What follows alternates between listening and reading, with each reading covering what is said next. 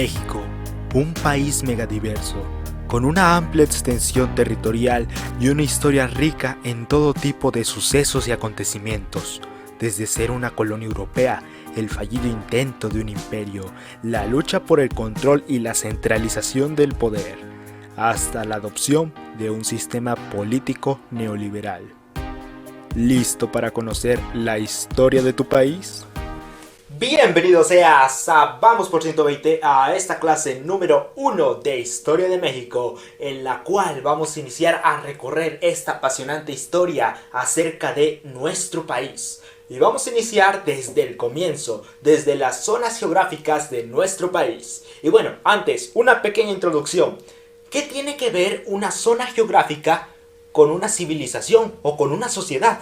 Y es que recordemos, en geografía nosotros ya vimos que dependiendo en qué lugar te encontrabas, en qué lugar te asentabas, ibas a tener ciertas ventajas o ciertas desventajas. Por ejemplo, si tú te ibas a una montaña, a lo mejor el transporte iba a ser un poquito más complicado, pero si te ibas a una llanura, el transporte iba a ser muy sencillo porque todo está planito y es más fácil moverte, ¿sale?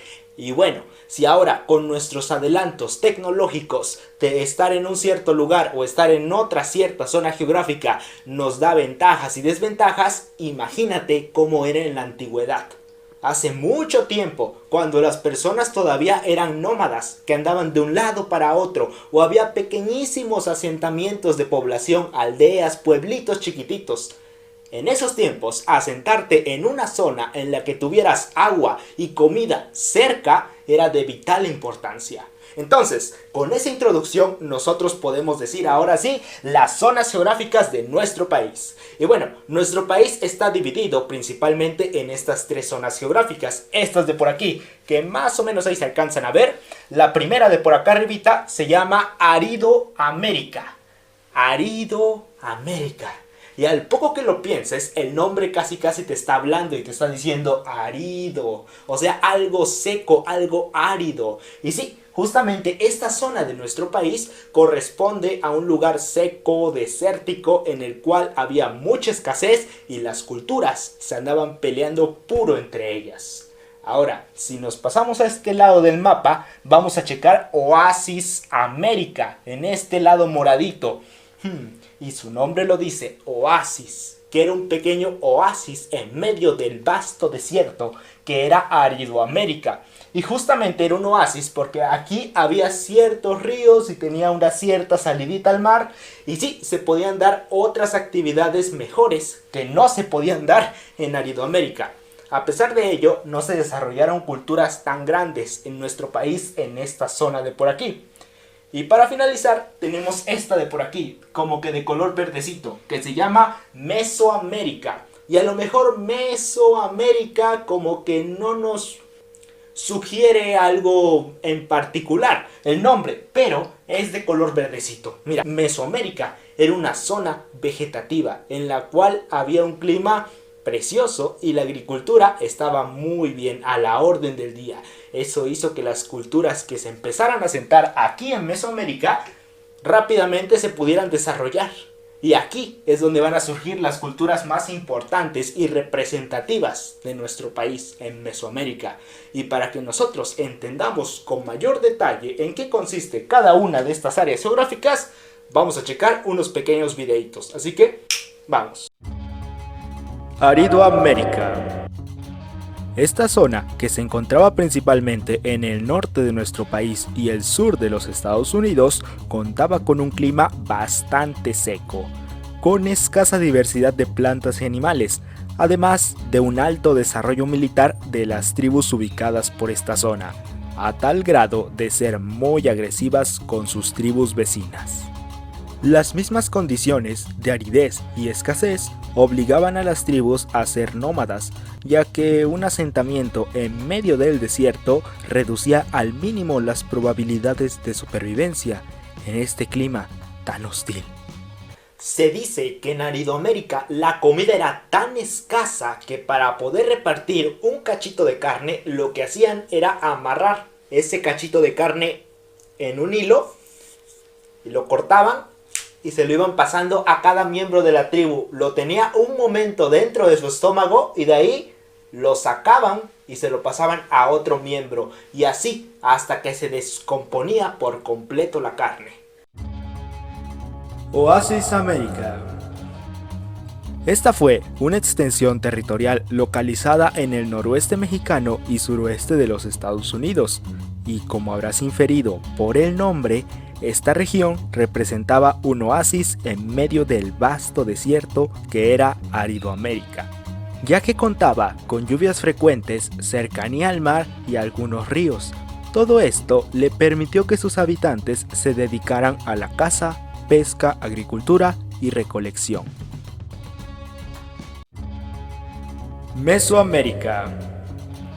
Esta área geográfica donde nacieron y se desarrollaron las culturas más representativas de nuestro país abarca desde el actual estado de Sinaloa, pasando por los ríos Lerma y Pánuco hasta Costa Rica.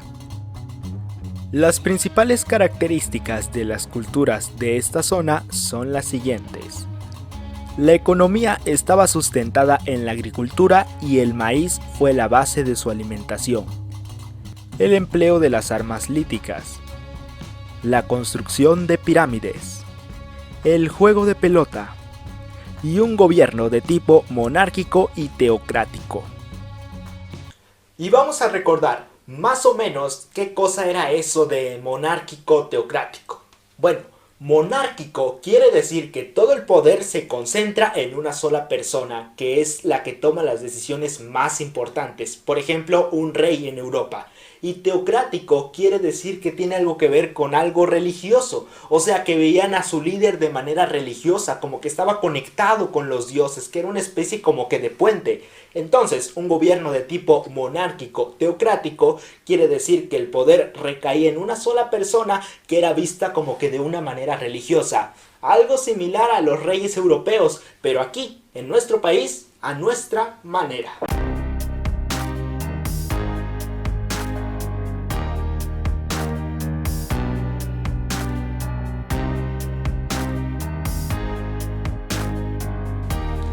Y así como nosotros pudimos dividir a nuestro país en áreas geográficas, también lo podemos hacer a lo largo del tiempo. Y se parte así. Y ya lo tenemos entonces partido en 3 etapas, nuestro tiempo que tenemos por aquí, a los cuales les vamos a llamar los horizontes culturales. Y van a ser principalmente estos 3 periodos, el periodo preclásico, el clásico y el posclásico. Y mira, cada uno de los periodos va a representar una manera en la cual como que se estaba viviendo en la sociedad y tiene que pasar un acontecimiento importante, o sea, un hito para pasar de un periodo al otro y al otro. Vamos a checar a grandes rasgos. El periodo preclásico fue aquel acontecimiento en el cual las personas dejaron de ser nómadas. O sea, los nómadas eran culturas que nada más andaban caminando, recolectando cosas y no tenían ningún asentamiento.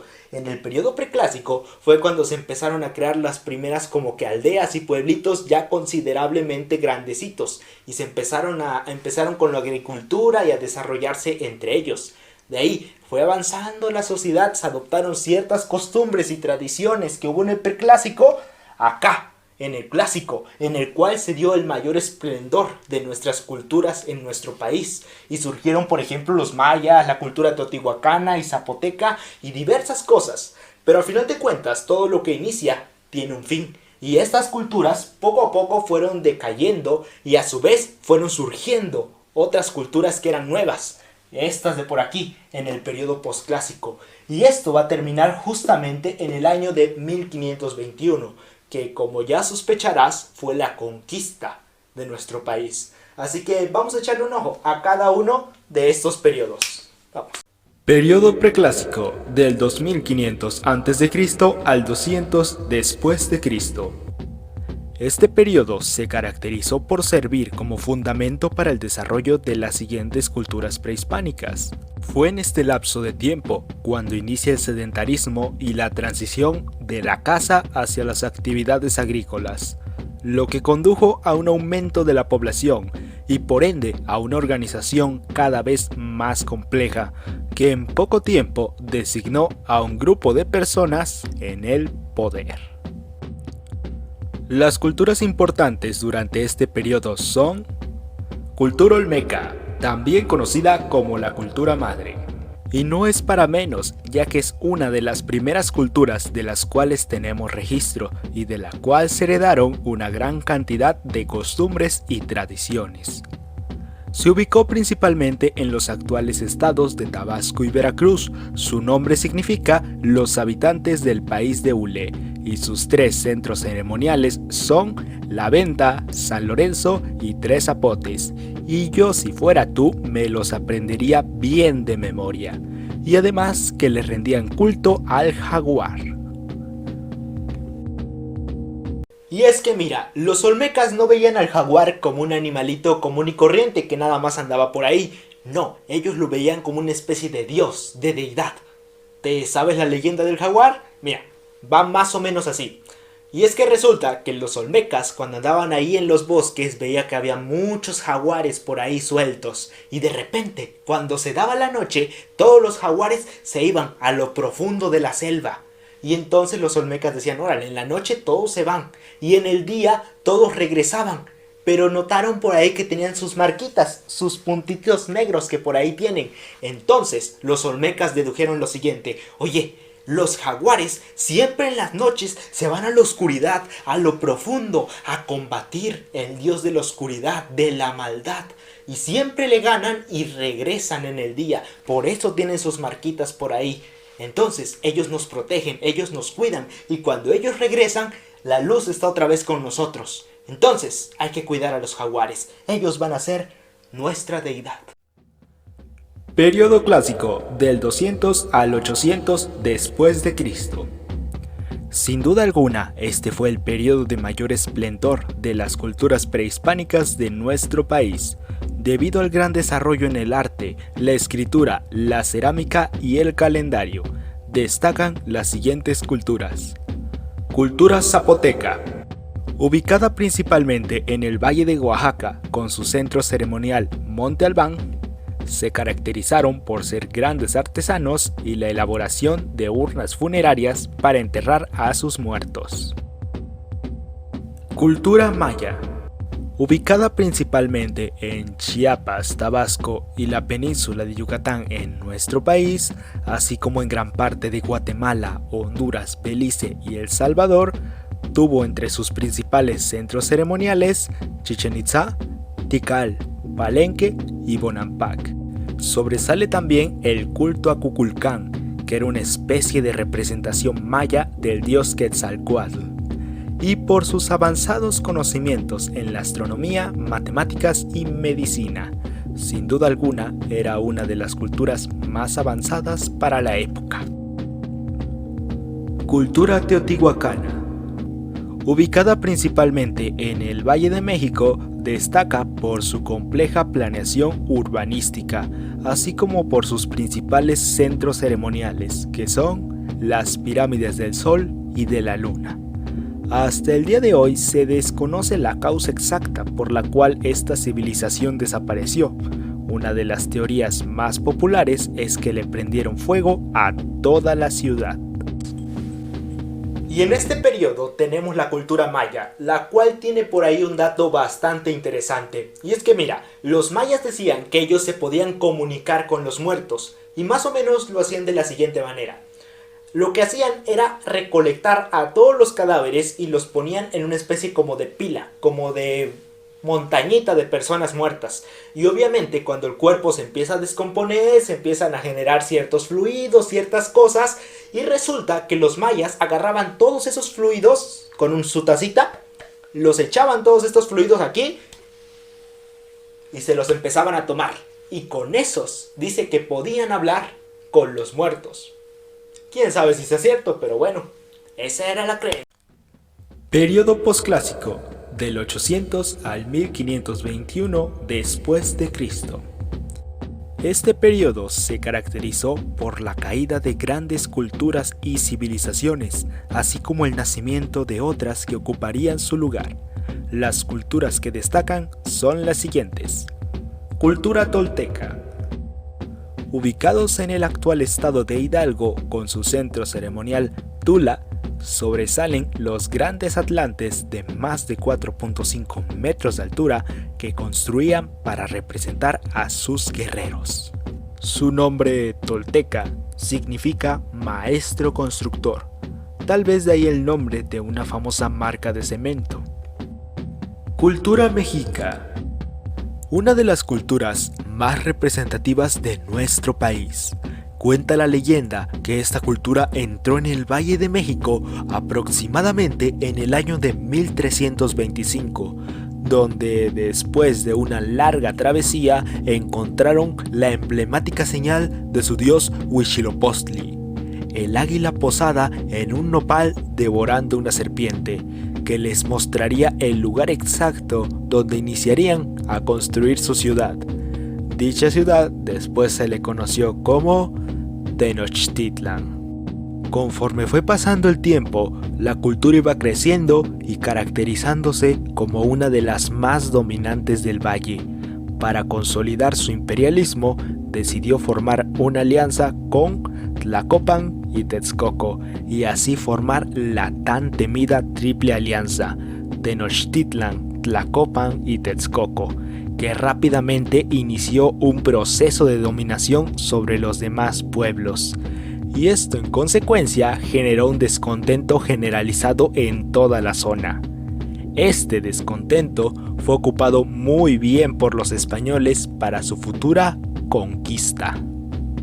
Y mucho ojo con ese dato que acabamos de decir sobre la Triple Alianza, porque por medio de la Triple Alianza se dominó a toda la región del Valle de México, y entonces todos los pueblitos que los tenían sometidos, los mexicas, estaban enojados, decían: ¿cómo es que les tenemos que rendir tributo a esos mexicas? Nos quitan todo nuestro oro y no sé qué tantas cosas. Y bueno, a la mínima que esos pueblitos por ahí, no sé, alguien les dijera: oigan, y si quitamos a los mexicas, los pueblitos no lo iban a pensar, porque ellos se morían de ganas de quitarlos del poder y ser libres. Y es aquí donde lo aprovechó Hernán Cortés. Así que estos datos guárdatelos porque los seguiremos viendo más adelante. Y ahora vamos a checar qué está pasando en Europa.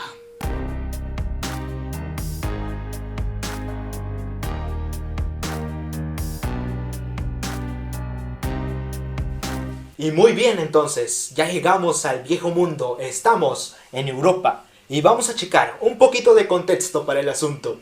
¿Por qué se les ocurrió a los europeos mandar a Cristóbal Colón justo en estas fechas?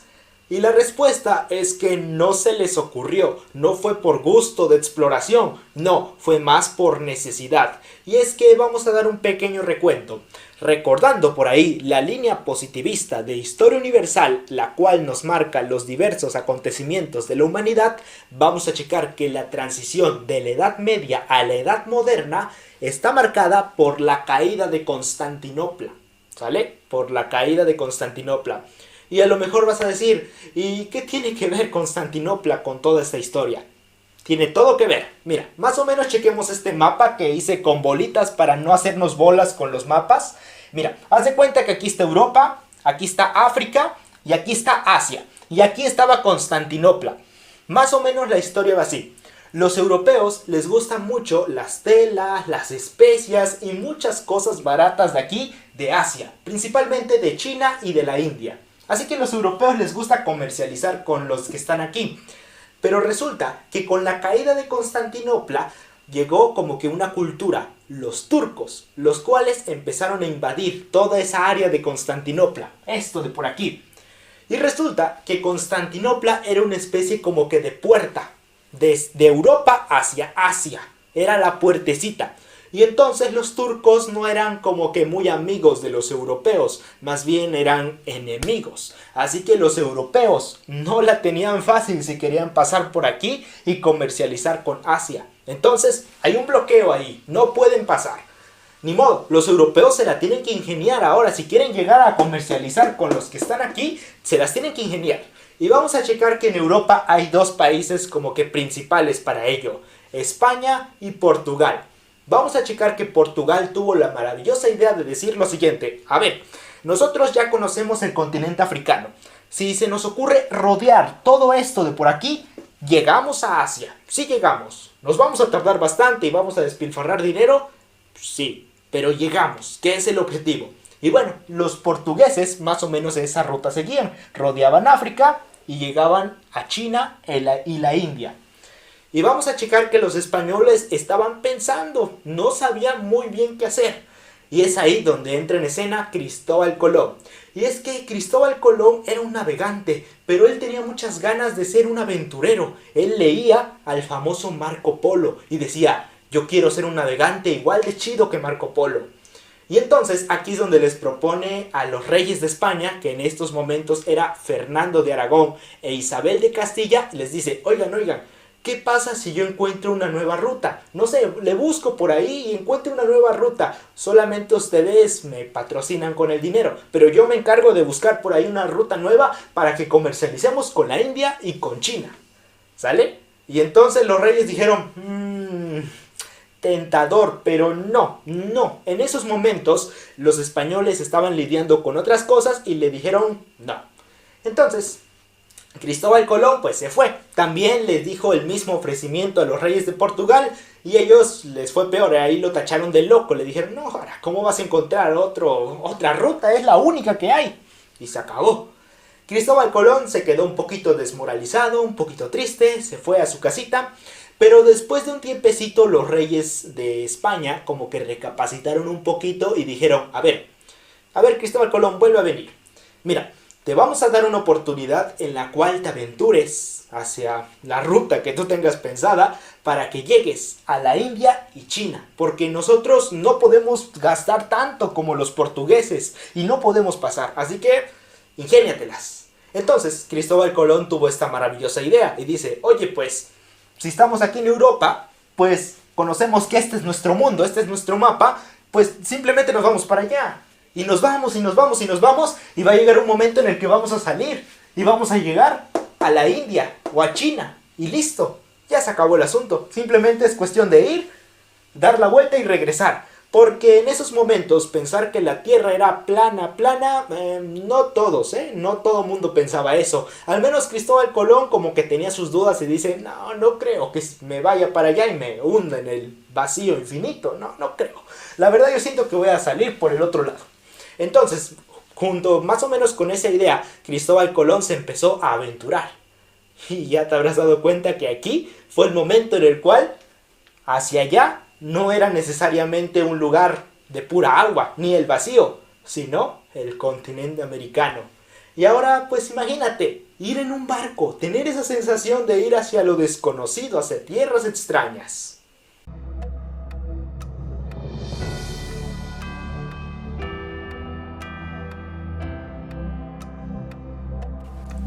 Y llegamos entonces a la fecha que a lo mejor muchos conocen, el 12 de octubre de 1492, el día que se presume que llegó Cristóbal Colón a América. Llegó por aquí, a unas islas de por acá. No necesariamente a México, pero aquí enfrentito por ahí a unas islas que ya pertenecían a América.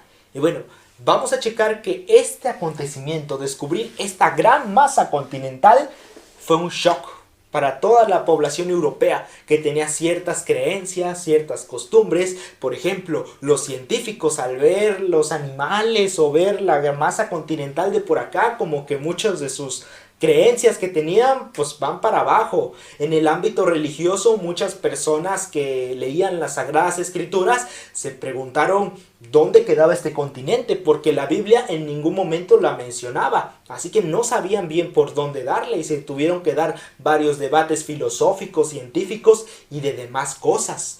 Además de que nuestro continente de por aquí estaba siendo explorado por varios navegantes, entre ellos Américo Vespucio, que era un navegante intrépido por toda esta zona. Tanto que los cartógrafos después, cuando le decidieron dar un nombre a todo este continente, dijeron, pues si Américo Vespucio fue intrépido y conoció todas las zonas casi de por aquí, al continente le vamos a poner su nombre en su honor y le vamos a poner América. Y ahí está. Entonces ahí es donde surge el nombre de nuestro continente.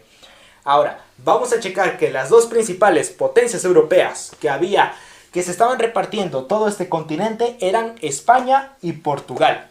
Y vamos a checar que España y Portugal como que tenían ciertas fricciones, no se ponían de acuerdo quién se iba a llevar qué parte del continente. Así que llegaron a una especie como que de acuerdo con la famosa línea de Tordesillas. Con esta línea de Tordesillas dijeron, a ver, con esto, de aquí para acá es español y de aquí para acá va a ser portugués. Obviamente a los españoles les tocó la mayoría.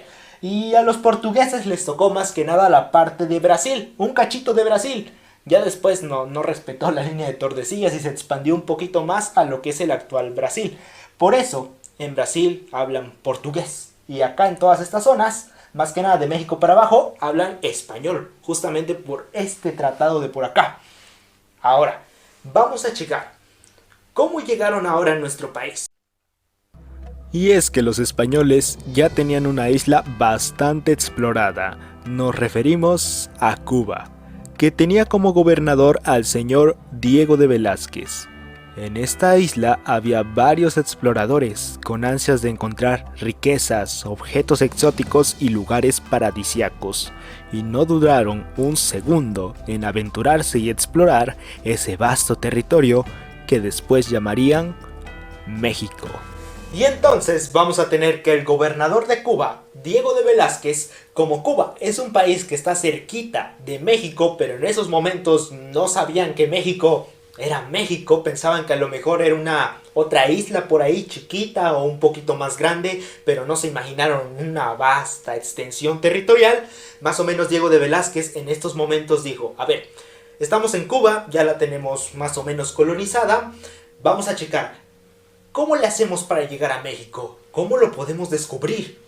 Bueno, para ellos empezaron a organizar 3 expediciones. La primera de ellas fue en 1517, en la cual mandaron al señor Francisco Hernández de Córdoba. Y ahí, en 1518, mandaron a Juan Grijalva. Y a lo mejor este nombrecito te suena, con el famoso río Grijalva que vimos por ahí en geografía. Bueno, es fácil resumir lo que ocurrió con estas 2 expediciones de por aquí. Ellos iban en son de paz, nada más a explorar y ver qué tan grande iba a ser México. En cuanto llegaron, las tribus los vieron y dijeron, ellos son amenaza, acábalos. Entonces agarraron y les dieron en la torre. Los golpearon y los regresaron. Así a final de cuentas fueron estas 2 expediciones. Entonces, por ahí Diego de Velázquez dijo, ya sé que las tribus de aquí no son pacíficas, o al menos están organizadas militarmente para extraños, para extranjeros. No va a ser tan fácil explorar por ahí, son sus dominios, son sus territorios, y sí, los tienen que defender. Entonces, les vamos a tener que mandar a un general, alguien que sepa de armas, de tácticas, igual que ellos. Les vamos a mandar al señor Hernán Cortés. Y lo que ocurre aquí es interesante, y es que resulta que ya estaba todo planeado para que Hernán Cortés fuera, ya lo habían puesto en el calendario. Pero entonces Hernán Cortés tuvo sus desacuerdos con Diego de Velázquez, a tal punto que Diego de Velázquez dijo, ¿sabes qué, Hernán Cortés? Queda sublevado, te vamos a quitar, vamos a mandar a otro en 1519, no a ti. Entonces Hernán Cortés como que dice, ya verás si no me mandas a mí. Y a lo mejor este nombrecito de por aquí, Hernán Cortés, como que te suena. Y nos ha sonado a todos en los libros de historia. A lo mejor no sabemos quién fue, qué hizo, pero sí nos suena este nombrecito, Hernán Cortés. Lo repiten muchas veces. Entonces aquí la pregunta es, ¿qué ocurrió? ¿Hernán Cortés será que lo quitan y ponen a otro al mando? ¿O por otro lado se las ingenia y a pesar de los regaños de Diego de Velázquez se aventura, sin importarle las consecuencias que le pueda traer desobedecer a una autoridad de tal calibre? Y bueno, todo esto de por aquí lo vamos a checar en nuestro próximo video de historia. Recuerda, estoy tratando de que todo esto de historia como que te guste, que sientas la historia, que veas que es un acontecimiento, que todo tiene coherencia y que está interesante, además de que te ayuda para estudiar. Así que si te gustó este video, recuerda darle like, suscríbete a este canal, activa esa campanita de notificaciones y nos vemos en el próximo video.